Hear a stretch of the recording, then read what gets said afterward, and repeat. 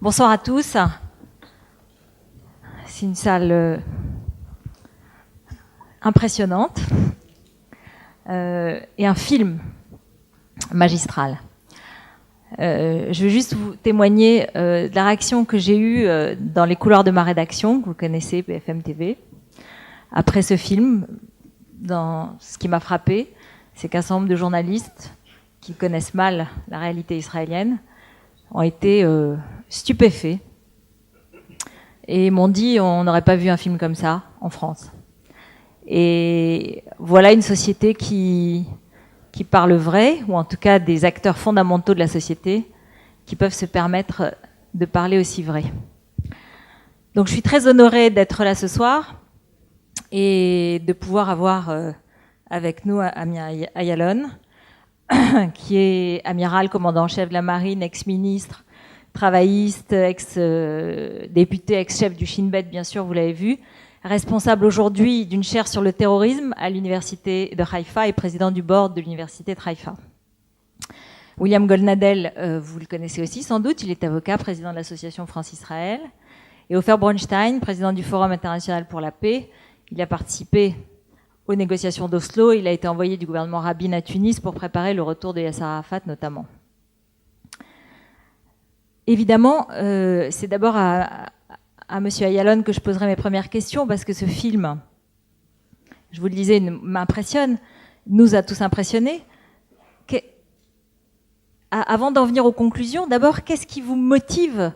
Qu'est-ce qui fait que vous acceptez de parler aussi librement et aussi définitivement qu'il n'y a pas chez vous l'inquiétude, dans le fond, de démoraliser les Israéliens, peut-être par une conclusion aussi inquiétante?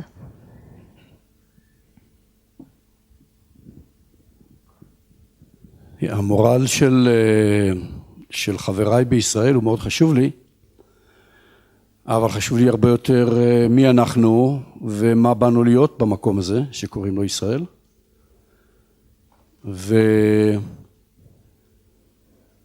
ברור לגמרי שבמציאות הנוכחית אנחנו הולכים למקום שהורינו כשעלו לארץ בשנות ה-30 לא התכוונו אליו, ורוב אזרחי מדינת ישראל לא רוצים להיות בו, שבו אנחנו נפסיק להיות מדינה יהודית דמוקרטית. ובגלל זה אני כל כך שלם ממה שאני עושה.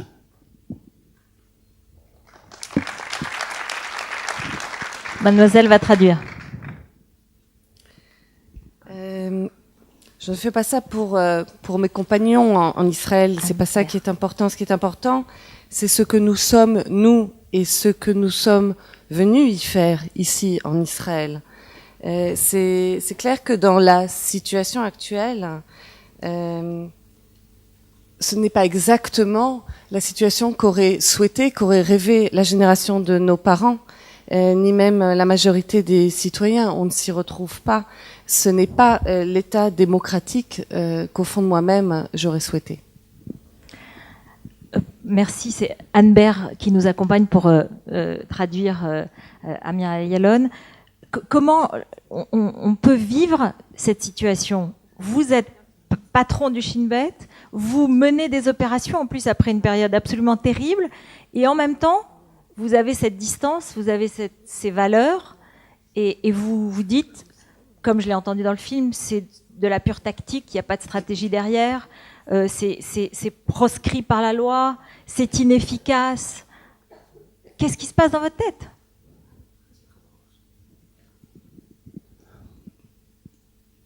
קודם כל אני חושב שהדבר הראשון שמאפשר לקבל החלטות במציאות כל כך מורכבת זה להבין שמצד אחד אנחנו כנראה עושים טעויות ופוגעים בטעות באנשים שלא התכוונו להרוג אותנו, אבל מצד שני אנחנו עושים טעויות ולא פוגעים באנשים שרוצים להרוג אותנו וגורמים לרצח של הרבה אזרחים חפים מפשע בישראל. איפה אנחנו נמצאים בין שני הקצוות האלה? זאת הדילמה היומיומית של ראש שירות ביטחון כללי. אני זוכר שעל מנת לקבל החלטה במציאות המטורפת הזאת, אני תמיד נהגתי להזכיר לעצמי את מה שאמר הרמב"ם, רבינו משה בן מימון, לפני כמעט 1000 שנים. אני חושב שהוא היה הפילוסוף הראשון שיצר את תפיסת ההגנה העצמית, והוא קבע 4 קריטריונים שעד היום הם הקריטריונים של הקהילה הבינלאומית ושל דיני המלחמה. אוקיי. Avant d'écouter les 4 critères. Bravo.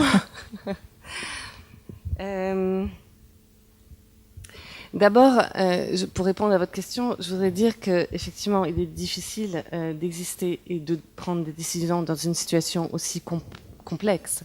Il faut comprendre que d'un côté, on fait des erreurs parce qu'on atteint des cibles qui ne sont absolument pas les cibles qu'on visait, donc on fait des victimes innocentes. Et d'un autre côté, on fait l'erreur inverse, c'est qu'on n'élimine pas ceux qui ne visent qu'à nous assassiner, nous et les citoyens innocents du côté israélien.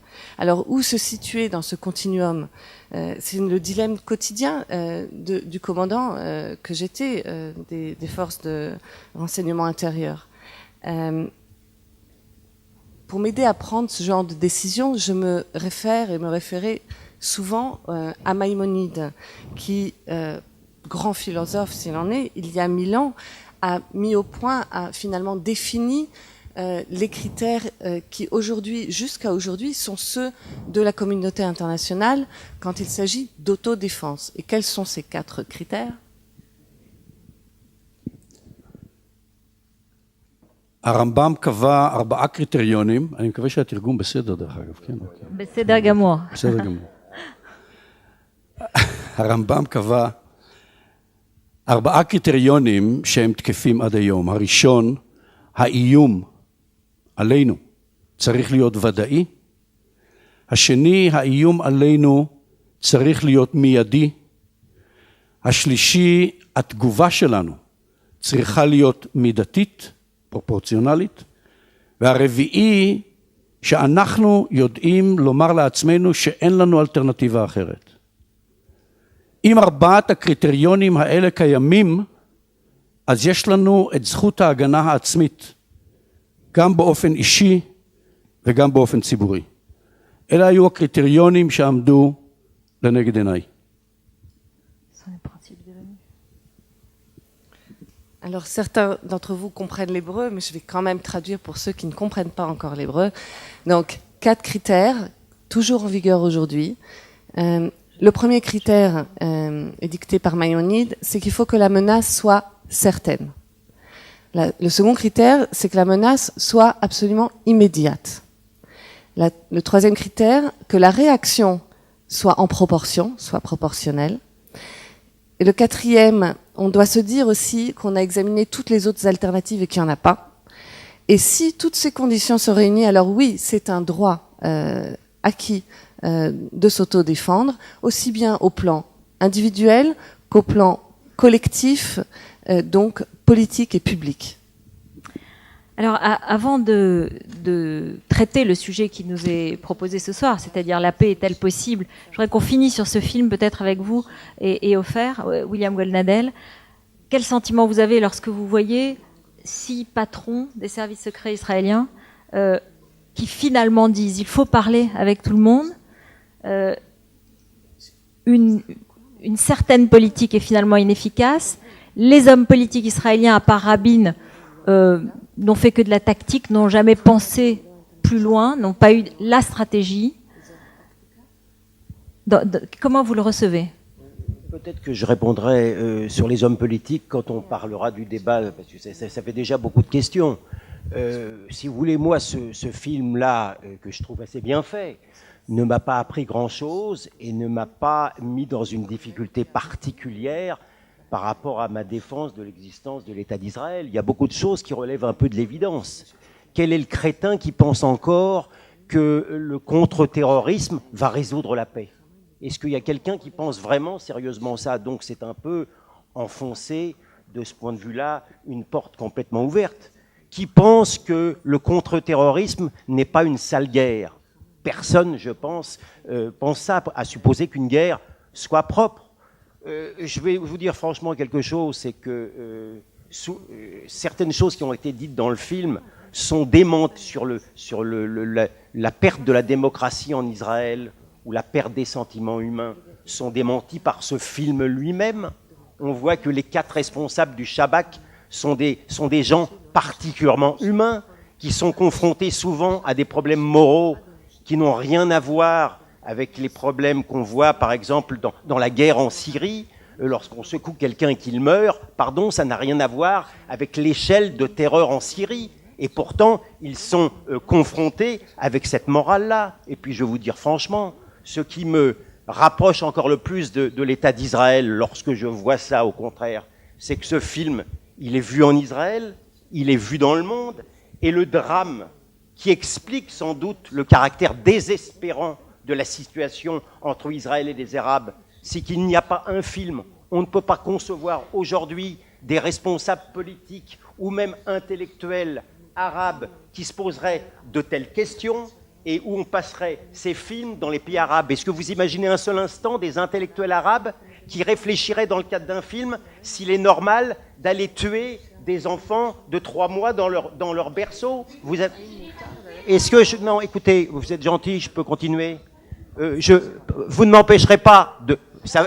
Non, mais ça gêne peut-être beaucoup le monde, mais il n'existe pas, et c'est une aberration de la pensée que de le dire, et je ne pense pas que ce soit une généralité, le drame justement du conflit israélo-palestinien, son côté particulièrement asymétrique, c'est justement ce monolithisme-là qui effectivement empêche beaucoup de réflexion politique. Et le drame aussi, c'est que quand bien même il y aurait ce film-là, je me pose très sérieusement la question s'il intéresserait autant Arte ou les chaînes françaises. Parce que lorsque je vois des individus dans les pays arabes, lorsque je vois, vous savez, ça ne me gêne pas du tout. Écoutez, je ne déteste c'est moi pas qui suis responsable. Je ne déteste pas la solitude, alors vous pouvez brailler, ça ne me dérange pas. Non, attendez, excusez-moi, Monsieur Goldnadel, oui. Et vous tous, s'il vous plaît. Moi, je suis responsable de la bonne tenue de ce débat. Et je vous remercie 1000 fois d'écouter tous les intervenants avec la même sérénité. Je finis, et je vous le demande instamment. Et lorsque je vois au contraire certains individus dans le monde arabe, je dis bien des individus qui raisonnent de manière individuellement, et notamment dans la peur, parce qu'ils ont raison d'avoir peur, comment ils sont malheureusement aussi peu défendus en Occident en général, et en France en particulier, lorsqu'ils sortent de ce monolithisme, je crois que j'ai raison de me poser ce genre de questions. Alors, merci beaucoup de ce raisonnement. Ofer Bronstein, réaction. Deux choses que je voudrais souligner. La première, ma boussole n'est pas ce qui se passe ni dans les pays arabes ni ailleurs. Ma boussole, mon éthique en tant qu'Israélien, en tant que Français et en tant que quelqu'un qui détient aussi un passeport palestinien, c'est mon éthique à moi, c'est mes valeurs à moi. Et la question qu'on doit se poser, c'est quand on se réveille le matin et qu'on se regarde dans le miroir, qu'est-ce que l'on voit? Et moi, ça m'intéresse énormément de savoir ce qui se passe en Chine, la peine de mort aux États-Unis, la misère en Afrique, la catastrophe, la tragédie en Syrie, mais c'est pas le débat. D'un autre côté, ce qui m'inquiète, la deuxième, c'est quelque chose que je dis à Ami. Alors, on a vu ce film. Alors oui, la démocratie israélienne permet ce genre de débat. Elle permet ce genre de film. Alors oui, si chef du Shabak ont le courage de venir de dire on est en train d'aller vers le mur, on est en train de perdre la guerre, on a perdu les valeurs morales de l'État d'Israël. Mais la question qui se pose, c'est et alors? On a fait un film, on retourne demain à l'occupation, on retourne demain à l'humiliation de 3,5 millions de Palestiniens, On retourne demain au fait que des enfants de 14 ans et de 15 ans sont tous les jours emprisonnés. On retourne aux assassinats, aux meurtres, ou je ne sais pas comment les nommer, ciblés de peut-être terroristes. Il a été dit, on l'a vu dans le film, plus on en tue, plus il y en a qui se relèvent. Ma question à moi, c'est quand se réveillera, et Ami le dit d'une façon très belle, la métaphore du couloir avec la porte qui est fermée, qui est celle du sage, et qui se trouve fermée. Qu'est-ce qu'il dit par là? C'est que tous les chefs d'État israéliens, qui sont ceux qui sont censés être derrière cette porte, ceux qui sont censés donner des réponses, ont été absents. Gauche, droite, confondus. Peut-être le seul qui a eu le courage, et il en a payé de sa vie, ça a été Yitzhak Rabin. Ça veut dire qu'on attend qu'un leader israélien se réveille et demande « Pardon, peuple palestinien. Pardon, peuple palestinien. Ce n'est pas acceptable pour moi en tant qu'Israélien, de voir la souffrance de mes voisins palestiniens. La sécurité d'Israël ne sera garantie que par une seule chose, par la paix et le bon voisinage avec les Palestiniens et avec les autres pays arabes. Alors, je vous remercie. Et c'est vers ça qu'on doit aller. Donc, je vous remercie de ne pas transformer ce débat en meeting. C'était pas mon idée. Moi, je suis journaliste. Et je vous demande donc, s'il vous plaît, d'écouter, et même aux intervenants, de ne pas le transformer en meeting. Merci beaucoup. Monsieur Ayalon, vous avez entendu les deux personnes. C'est vrai qu'on se pose la question, est-ce que ces questions morales que se posent les Israéliens, vous qui, par votre poste, avez connu les Palestiniens d'une autre façon, est-ce que vous diriez, et qui plaidez aujourd'hui pour une paix, est-ce que vous diriez aujourd'hui que les Palestiniens se posent les mêmes questions? Est-ce qu'on peut faire la paix avec un ennemi qui ne se pose pas les mêmes questions du tout? Ou est-ce qu'à votre avis, si, au contraire, il y a un espoir parce que ces mêmes valeurs morales, elles existent de l'autre côté? מההיכרות שלי את הפלסטינים, והכרתי פלסטינאים, הם מאוד דומים לנו. ובכלל, ההכללה של אנחנו והם יוצרת מציאות מעוותת. אני הכרתי פלסטינאים שהדילמות המוסריות מעסיקות אותן. חלקם ידידים טובים שלי. עם פרופסור סארי נוסייבה,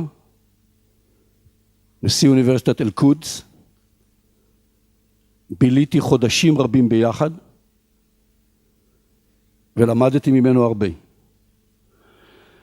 ולכן ההנחה שהם שונים מאיתנו, היא מעוותת את המציאות. אם פלסטינאית עצובה על מות בנה, בדיוק כפי שאם יהודייה עצובה על מות בנה. Oui, effectivement, de par ma connaissance, et elle est réelle, des Palestiniens, je suis arrivée à la conclusion que, en définitive, ils nous ressemblent et que la généralisation qui consiste à dire nous ou eux est fausse, c'est une distorsion.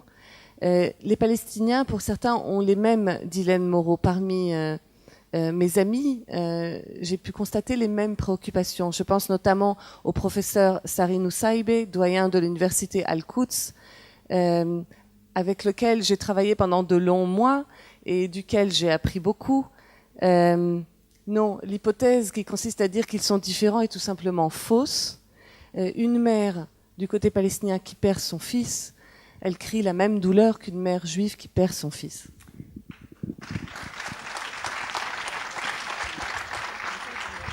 Écoutez, la question n'est pas là. J'ai jamais prétendu un seul instant qu'il y avait une différente façon de souffrir chez les Palestiniens ou qu'il n'existait pas des individus, et notamment, mais enfin, il n'est pas très représentatif du monde politique israélien, que le professeur Sari Nusaybe, pour lequel j'ai la plus grande estime et le plus grand respect.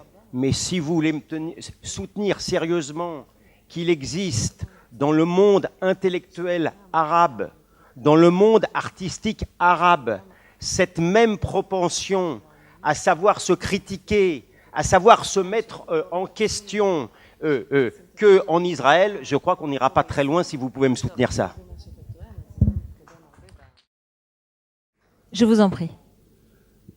אני רוצה להמשיך. אני לא משווה. אני לא יודע להשוות ואני לא יודע למדוד.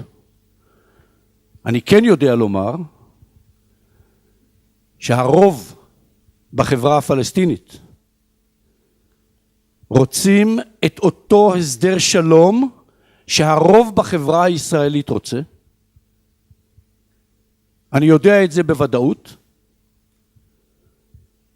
אני יודע לומר בוודאות שהרוב בציבור הפלסטיני מוכן לאותן פשרות מאוד כואבות שהרוב בציבור היהודי או הישראלי מוכן על מנת להגיע להסדר. והשאלה הגדולה למה זה לא קרה, מתוך אין סוף סיבות, המיעוטים בשני הצדדים הובילו את המזרח התיכון. המיעוטים בשני הצדדים שלא רוצים הסדר, משום שזה בניגוד לאידיאולוגיה ולתיאולוגיה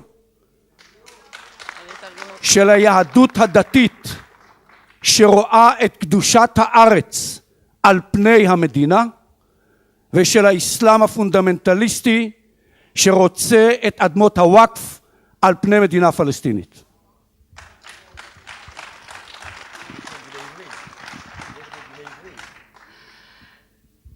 Je voudrais continuer. Ce que je fais, c'est pas une comparaison. Je cherche pas à mesurer. Je dis juste que dans la société palestinienne, la majorité des gens, ce qu'ils veulent, c'est exactement un accord de paix, comme au sein de la majorité de la société israélienne. Et j'en suis absolument certain. C'est une certitude absolue. La majorité est prête à des concessions très douloureuses. Le public israélien également. Alors pourquoi ça n'arrive pas? Pourquoi ça ne vient pas? Eh bien, parmi les nombreuses raisons de cet échec, une principale, c'est qui c'est qui dirige finalement la destinée de ces populations? C'est pas la majorité, ce sont les minorités des deux côtés. Une minorité qui est inspirée par une idéologie extrémiste, par la théologie du côté juif, le judaïsme religieux qui sanctifie la terre au détriment de l'État. Et du côté des Palestiniens extrémistes, c'est le concept de la terre Waqf qui serait supérieur à l'intérêt de l'État palestinien.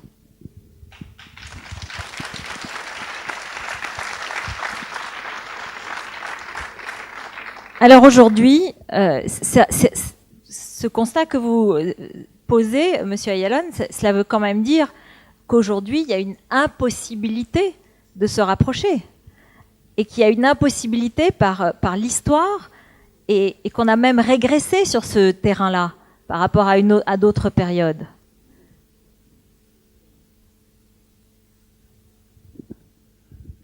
במידה רבה מאוד הלכנו אחורה ובמידה אחרת צעדנו קדימה. הלכנו אחורה משום שפחות ישראלים ופחות פלסטינים מאמינים שזה אפשרי בתקופת חיינו. והלכנו קדימה משום שהרבה יותר ברור גם לישראלים וגם לפלסטינים אם אי פעם נגיע להסדר איך הוא ייראה. הפרמטרים מאוד בהירים. ולכן השאלה מה יקרה בעתיד היא השאלה שעומדת לדיון.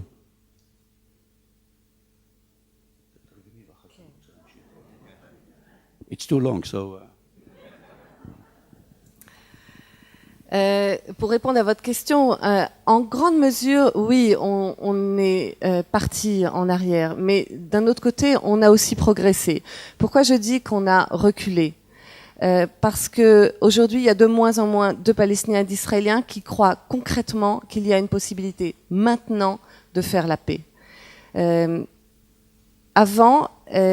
Et pourquoi on est allé de l'avant, pardon, parce qu'aujourd'hui, si on demande à la population palestinienne comme à la population israélienne de dessiner les contours d'un accord de paix, eh bien, les paramètres de cet accord sont beaucoup plus clairs. Donc la question qui reste au cœur du débat, c'est qu'est-ce qui va se passer dans le futur?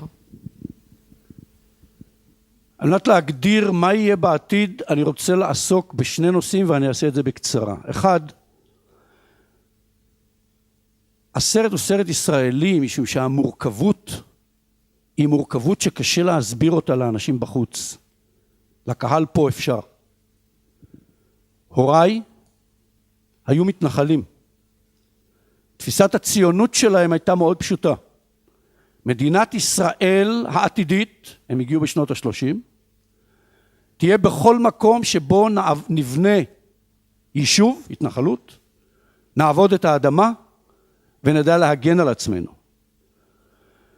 ולכן אני רק באינתיפאדה הראשונה הבנתי את הדילמה של שחררנו את המקומות אבל כבשנו את העם הפלסטיני. והקושי להגיע להסדר הוא קושי משום שזה מחייב אותנו לגעת בעצבים הכי רגישים של הקיום שלנו, של ירושלים, של התנחלויות, של פליטים, גם לנו וגם לפלסטינאים. זה קשה, ובגלל זה זה לא רק להגיע להסדר ביטחוני כמו שהגענו עם ירדן או עם מצרים.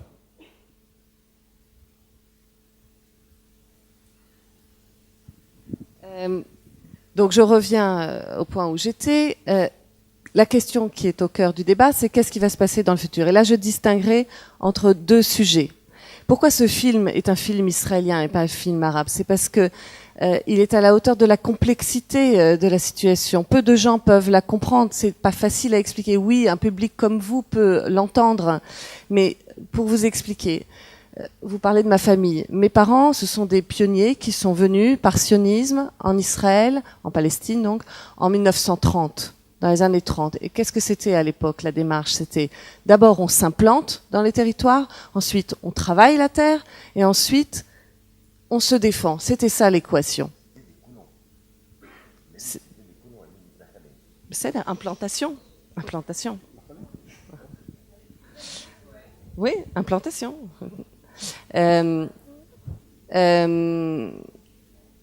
Première intifada, c'est là que je vais comprendre la nature du dilemme. D'un côté, on libère des sites, des lieux géographiques, mais de l'autre, en même temps, on fait la conquête de population.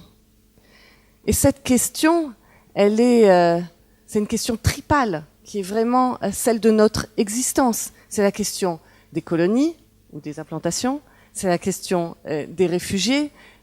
C'est difficile, et c'est autrement plus difficile aussi que des questions sécuritaires comme celles qui nous ont préoccupés dans nos accords avec les Jordaniens ou les Égyptiens. הדבר האחרון, דרור מורה, הבמאי, הוא חבר שלי, הוא לא עיוות את דברינו. אבל יש דבר אחד שאני לא סולח לו. באותו שלב שאני מספר על המסדרון שבו אני הולך, ועל הדלת שאיננה, ועל אותו אדם שלא קיים אחרי הדלת שאיננה, שם הוא חותך ומפסיק. אני המשכתי לדבר. ומה שאמרתי זה שבסיטואציה הזאת, רוב האנשים נעשים מאוד פסימיים. אני נעשיתי מאוד אופטימי. שהבנתי שאם אין אף אחד, זה תלוי בי. אם אין אני לי, מי לי. ולכן אני פוגש היום אנשים צעירים, ואומר להם, בדמוקרטיה זה תלוי רק בנו. המנהיגים שואלים אותנו כל בוקר דרך הסקרים, מה אנחנו רוצים שהם יעשו. ובסופו של דבר, הם הולכים אחרי המקום שאליו אנחנו מכוונים אותם. ובגלל זה היה לי כל כך חשוב להשתתף בסרט. גם להיות איתנו הערב. כי אנחנו לא נקטע אותך. Une dernière chose que je voudrais ajouter, c'est que le réalisateur, Dror Moré, est un ami personnel et on lui a fait confiance. On savait qu'il n'allait pas déformer nos propos. Mais il y a cependant une chose que je ne lui pardonne pas, c'est dans le passage dans lequel je parle de ce couloir dans lequel j'avance et de cette porte qui finalement n'existe pas et donc il n'y a personne derrière. Il a coupé la suite de ce que j'avais à dire. Et ce que j'avais à dire, c'est que la plupart des gens dans une situation pareille deviennent pessimistes, baissent les bras. Moi, je me suis dit qu'au contraire, s'il n'y a personne là-bas, c'est que donc tout dépend de moi. Et c'est pour ça qu'aujourd'hui, je vais vers les jeunes. Et qu'est-ce que j'ai à leur dire? Je leur dis, nous sommes une démocratie. C'est quoi la définition de démocratie? C'est que c'est à nous de faire le travail. Aujourd'hui, les décideurs, ils suivent ce que leur disent les sondages. Ils vont donc après nous. C'est pour ça que je voulais faire ce film. J'ai ajouté, c'est pour ça aussi que nous, on ne va pas lui couper la parole.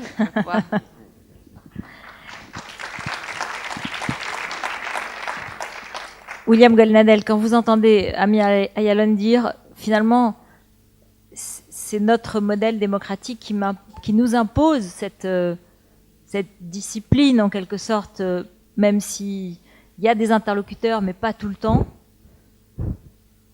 ça vous paraît inadapté à la situation?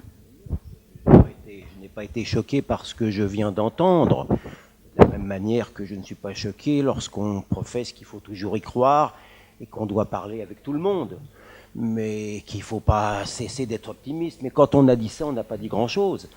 Je maintiens, moi, ma vision des choses. Je sais qui je suis, en quoi j'ai cru. Je suis quelqu'un par exemple, qui n'a pas la religion des territoires, et qui a cru dans les accords d'Oslo, et qui a voulu y croire. Et l'un des reproches que je fais un peu à ce film, c'est cette vision un peu irénique des accords d'Oslo, et du fait que si Isaac Rabin était vivant, eh bien ça se serait passé peut-être autrement, c'est pas aussi simple que ça. On a été désespéré par la manière dont on tournait les accords d'Oslo. Moi, le premier, la manière dont les attentats continuaient, la manière dont Arafat jouait son double jeu, la manière dont le système du tourniquet, ils arrêtaient les gens et puis les terroristes et puis on les ressortait après. Ça a été une désespérance la plus totale pour une grande partie du peuple israélien. Donc maintenant, aller expliquer que Oslo a été terrible parce que Oslo a fait comprendre à beaucoup de gens, et j'en tire aucun plaisir. Il faut bien comprendre, il ne faut pas se méprendre sur ce que je veux vous dire. Je continue de penser que la question matricielle, centenaire maintenant, du conflit, et c'est ma vision des choses, je peux me tromper, mais en tous les cas j'y crois, c'est ce maintien pour une très grande partie du peuple arabe de Palestine, et je ne suis pas dans le jugement, je suis dans la constatation. Que bien sûr qu'il veut la paix. Je ne connais pas beaucoup de peuples qui ne veulent pas la paix. Hein. C'est pas ça le problème.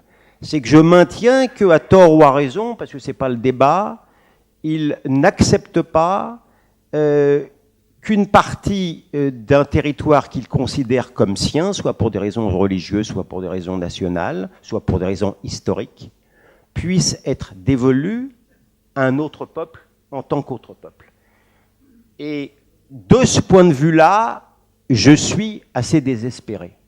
J'ai aucune clé de solution. Je ne sache pas d'ailleurs que les spécialistes de l'antiterroriste en aient davantage. Et la solution qu'a tenté d'inaugurer Ami Ayalon avec Sarin Husseibeh, que je respecte encore une fois, même en tant que solution, même si je peux ne pas être d'accord sur le moment, sur la voie, sur les prémices, mais en tous les cas qui ne me choque pas sur le fond, est une solution pour laquelle une très grande partie du peuple juif de Palestine serait d'accord, et malheureusement, je crains que Sarin Husseibeh soit très seul. Je ne dis pas qu'il est offert. Je ne dis pas qu'il est unique. Je dis que tu es dans l'erreur ou dans un optimisme excessif de penser que Sarine Moussaïbé n'est pas considéré par une très, très grande partie de son peuple comme un traître. Réponse d'Ofer Bronstein. Tu peux prendre ce micro. Permettez-moi de vous dire pourquoi je suis triste, mais en même temps très, très optimiste. Triste parce que je pense qu'on a perdu une génération d'Israéliens, de Palestiniens. Que les plaies, que la haine ont été nourries par une situation insupportable ces 13 dernières années depuis le début de la seconde intifada, et même un peu plus. Moi je pense que la cassure a été un peu avant l'assassinat de Rabin et certainement après l'assassinat d'Yitzhak Rabin. Que aujourd'hui ça va être beaucoup plus long, beaucoup plus difficile de cicatriser les plaies chez les uns comme chez les autres. Mais optimiste parce qu'on y était proche. J'étais le 13 septembre 1993 à Washington pour signer les accords dits d'Oslo. Mais les accords d'Oslo, la mécanique des accords d'Oslo n'y rentrons pas, c'est mort, c'est révolu. Mais ce qui était important, c'est qu'il y avait un signe. Ce qu'on a signé, c'est la reconnaissance mutuelle. Les uns reconnaissaient les droits des autres. C'était ça qui était fondamental dans ces accords-là. Et permettez-moi de vous rappeler ce qui s'est passé le 14 septembre 1993. L'avion qui nous amenait de Washington n'est pas rentré à Tel Aviv. Il a atterri le lendemain à Rabat. Un avion d'El Al, un drapeau israélien, reçu officiellement par le roi Hassan II du Maroc. Quelques mois après, c'est des accords de paix avec la Jordanie qui ont été signés. Quelques mois après, c'est le drapeau israélien qui était à Tunis et à Rabat, et des bureaux d'intérêt dans les pays du Golfe. Les leaders du monde entier faisaient la queue pour serrer la main de Yitzhak Rabin. C'est loin, hein? C'est bien loin. Perdu, mais je te dis pourquoi je suis optimiste. Ouais. Parce que si ça a été possible là, c'est possible aujourd'hui. Et permettez-moi une remarque par rapport à Sarine Moussaïbé. La semaine dernière, j'étais à Ramallah. Je suis rentré librement de Ramallah et je suis sorti librement de Ramallah. La muraille ne servait à rien. Aujourd'hui, celui qui veut, celui qui est déterminé à faire entrer une voiture bourrée d'explosifs à Tel Aviv peut le faire comme il le veut. Le mur ne sert à rien. La semaine dernière, l'autorité palestinienne a voté son budget annuel. Il est de à peu près 14 milliards de shekels. 25% de ce budget est alloué à la sécurité. Le film le dit très bien. Si aujourd'hui, la sécurité est possible entre Israéliens et Palestiniens, je parle des Palestiniens, de l'autorité palestinienne. Les Palestiniens gérés, dirigés, guidés par Abou Mazen, le président palestinien. C'est parce que les Palestiniens sont déterminés à empêcher que des terroristes palestiniens rentrent de Cisjordanie en Israël, et ils ne rentrent pas. Sarine Moussaïbé n'est pas seul et il n'est pas isolé. C'est le président de l'autorité palestinienne qui donne le ton. Il a toujours condamné le terrorisme. Il a toujours ouvré pour que la sécurité palestinienne, et demander à M. Ayalon, que la sécurité palestinienne arrête les terroristes possibles. Il y a une volonté de la plupart des Israéliens, et il y a une volonté de la plupart des Palestiniens à faire une paix, à avoir des relations de bon voisinage. C'est dans l'intérêt des uns et c'est dans l'intérêt des autres. Et si on y était si proche après 93, je suis persuadé qu'avec un courage politique qui viendrait peut-être pas des leaders, Ami a raison, il doit venir des sociétés civiles, il doit venir des populations, avec un courage, avec une impulsion, avec une volonté, avec une envie de se rapprocher, on peut y arriver, j'en suis persuadé, et c'est pour ça que je reste très optimiste. Amir Ayalon, peut-être pour réagir à la solitude de M. Moussaïbé, à la situation aujourd'hui, est-ce que c'est possible? Est-ce qu'il n'y a pas une réalité aussi palestinienne qui est un peu désespérante? Peut-être pas du côté de l'autorité palestinienne, mais en tout cas à Gaza. La dernière nouvelle, c'est la séparation des filles et des garçons dans les classes ou quelque chose comme ça. Ça date de 48 heures. לצערי גם בישראל מפרידים בין בנים לבנות בהרבה מאוד כיתות של הדתיים והחרדים. ולכן... Je suis contre aussi. אני נגד זה גם כן. אוקיי, לכן הבעיה בעזה והבעיה של החמאס היא הרבה מעבר להפרדה בין בנים לבנות, שזאת בעיה בפני עצמה. אני יוצא מתוך הנחה, דרך אגב, שאנחנו כל הזמן עוסקים בפלסטינים והם לא הבעיה. הבעיה זה אנחנו. גם אם נצטרך להמשיך להילחם, וגם אם כשנגיע להסדר של שתי מדינות לשני עמים, לא יהיה לנו ביטחון, מבחינתי זה מצב עדיף על המצב של היום, משום שאם נצטרך להמשיך להילחם, ואנחנו במזרח התיכון, לא באירופה, אנחנו נעשה את זה, אבל נדע בשביל מה,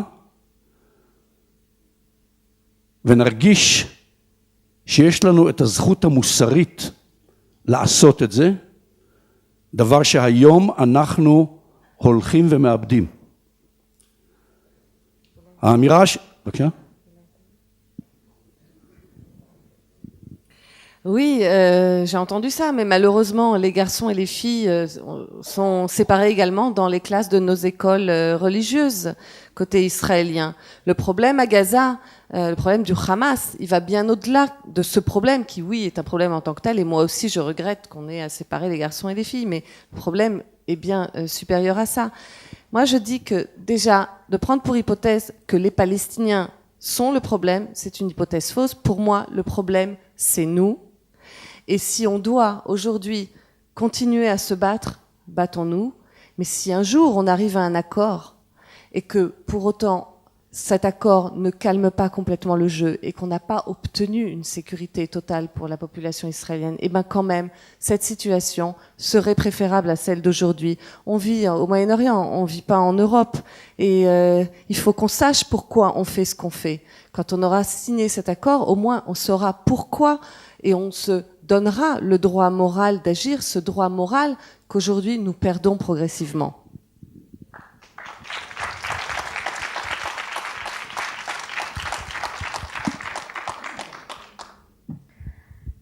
Je voudrais revenir peut-être à quelques moments du film, peut-être à ce métier du contre-terrorisme, parce que en France aujourd'hui, on a des troupes au Mali, il y a des troupes américaines et encore occidentales en Afghanistan. Quelles leçons sont tirées de cette expérience? Quelles leçons peuvent être tirées de cette expérience des dirigeants du Shin Bet pour le monde? Qu'est-ce qu'on peut en retenir, nous?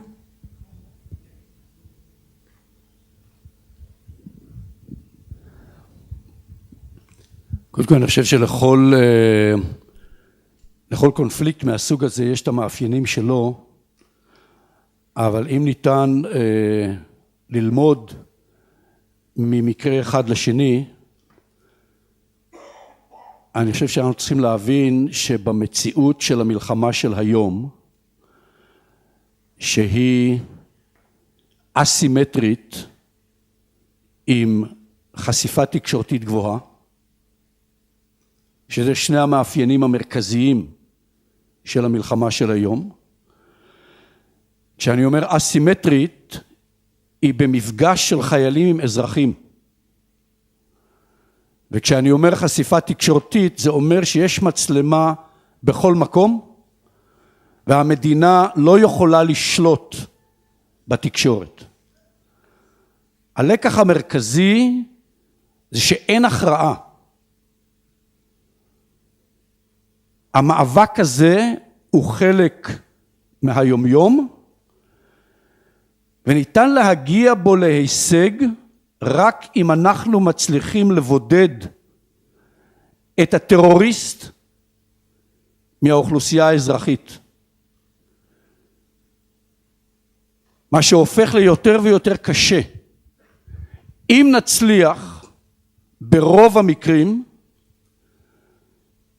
אנחנו נצליח לייצר את אותה קבוצה אזרחית שמוכנה לא לסייע לטרור. ואיתם צריך לנהל משא ומתן. אם לא נצליח לבודד בין אזרחים לטרוריסטים, אנחנו הופכים את כל האוכלוסייה לאויב, ובמציאות הזאת אין לנו שום סיכוי לנצח. אני חושב שזה הלקח המרכזי שאותו אנחנו צריכים לקחת איתנו.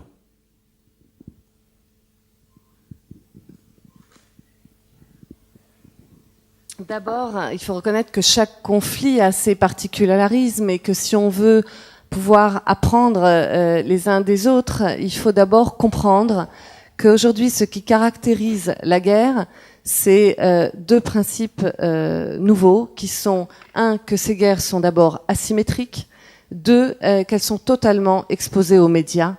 Et par rapport à cette asymétrie, je voudrais juste préciser, ça veut dire qu'on a d'un côté des forces armées et de l'autre côté des populations civiles qui s'affrontent. Par rapport à l'aspect de la médiatisation totale, il faut voir que partout où on va, il y a une caméra postée qui traque l'action des forces armées. L'État n'est pas en mesure de contrôler les médias, nulle part. Et la leçon qu'on peut en tirer, c'est que dans cette situation-là, on ne peut pas marquer les points qui nous permettront de faire la différence sur le terrain. Pour gagner ce combat quotidien, il faut, et c'est ça l'enjeu, réussir à isoler les forces terroristes du sein de la population civile, réussir à gagner les opinions publiques, gagner les populations, gagner les citoyens et faire qu'ils nous aident à combattre la terreur, et avec eux, on pourra dialoguer et négocier avec ces citoyens qui s'opposent à la terreur. Si on ne parvient pas à séparer les terroristes du reste de la population, alors toute la population devient collectivement notre ennemi, et donc on ne pourra pas trouver de solution à ces problèmes. Quelle leçon est-ce qu'on peut tirer de ce qu'on a vu, de ce qu'on a entendu, de cette expérience israélienne aujourd'hui?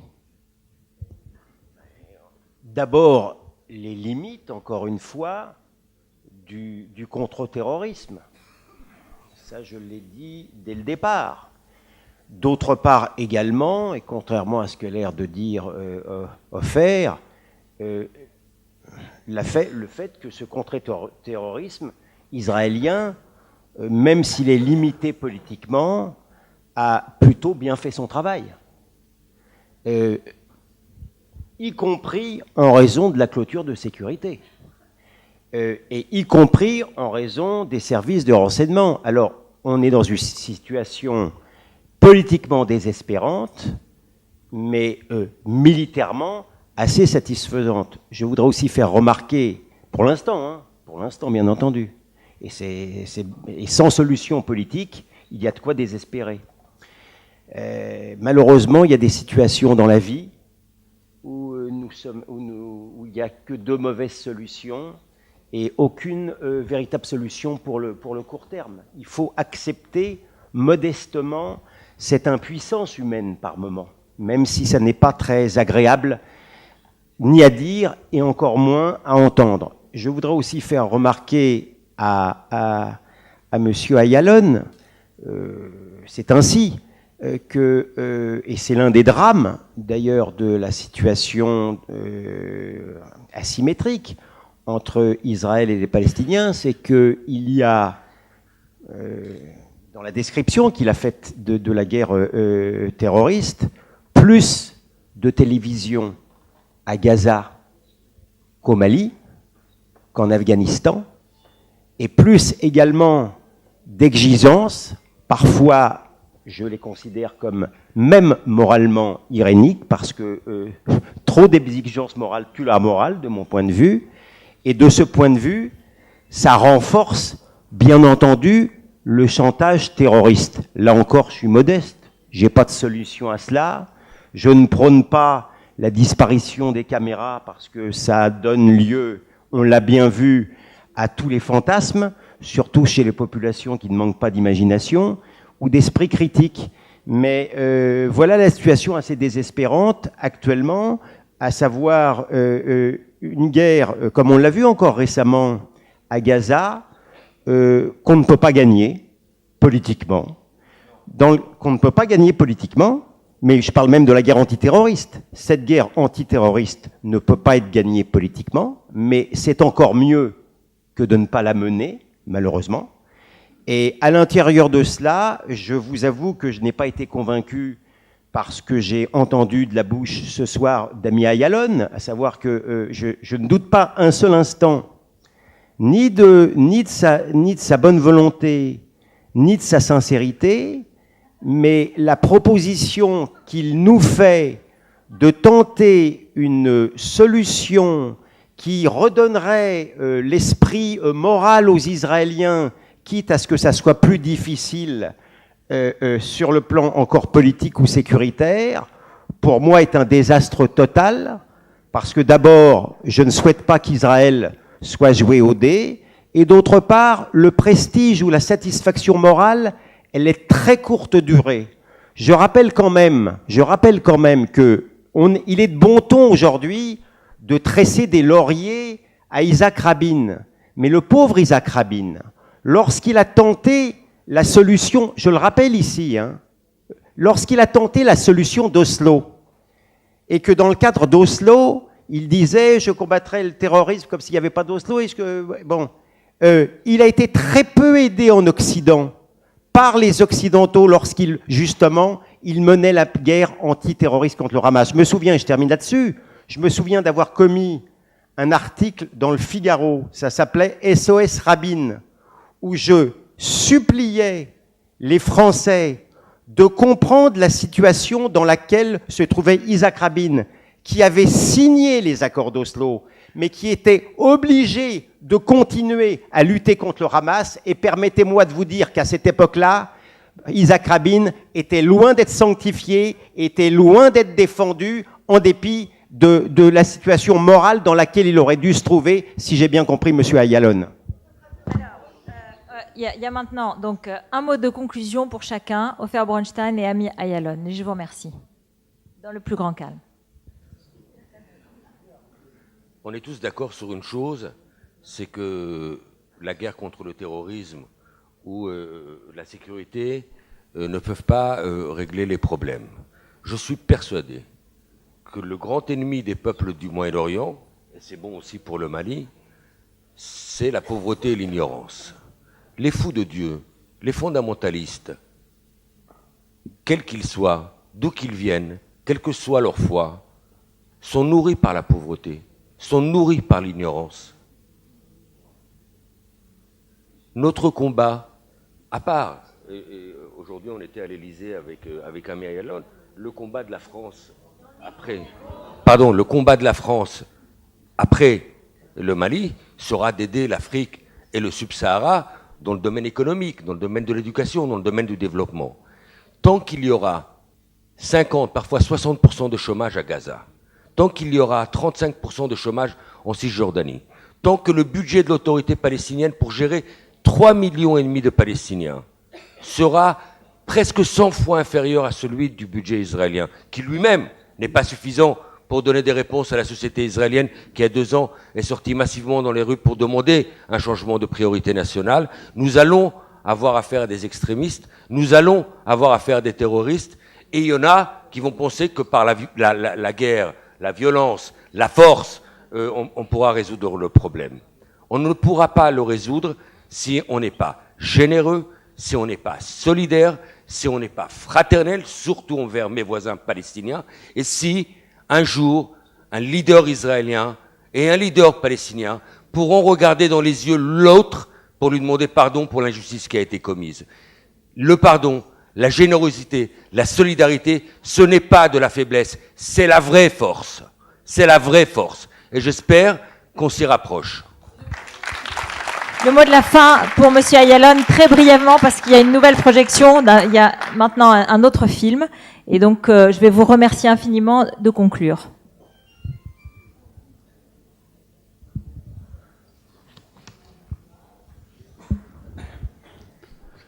אני לא רוצה להתיימר לסכם שום דבר. אני רוצה להגיד תודה לכל מי שהגיע. ואני רוצה רק לבוא ולומר לציבור המאוד מכובד הזה, שהאופטימיות שלי היא לא נובעת ממשהו שאני יודע ואחרים לא יודעים. האופטימיות שלי נובעת רק מההבנה הפשוטה שלנו, לי, אין את הלוקסוס להיות פסימי. הוריי הגיעו למקום הזה על מנת לבנות מדינה שהיא בית בטוח לעם היהודי והיא דמוקרטית. וזה נוסח בצורה יוצאת מן הכלל במגילת העצמאות. אם את זה אנחנו לא יכולים לקיים, אין לנו סיבה להיות במקום הזה כמדינה, וגם אין לנו בשביל מה להילחם.